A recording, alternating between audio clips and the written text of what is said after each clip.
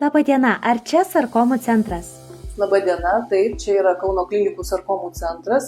Aš esu jo vadovė, gydytoja onkologė Laura Kairevičė ir norėčiau parodyti Jums, kaip vyksta kasdienis mūsų centro darbas.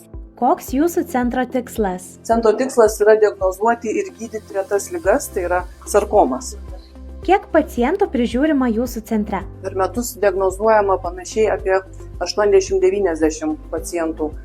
Kas sudaro jūsų komandą? Mūsų komanda iš tikrųjų yra labai plati, visi specialistai yra besistažuojantis įvairiuose tarptautiniuose centruose, tai ir chirurgai, ortopedai, traumatologai, pilvo chirurgai, krūtinės ląstos chirurgai, taip pat patologai, nes, kaip žinia, be diagnostikos nieko nepasieksime, taip pat ir įvairūs mūsų kiti specialistai, kaip radiologai, esantieji ir kiti dalyvauja, na ir mes onkologai, chemo ir radioterapeutai.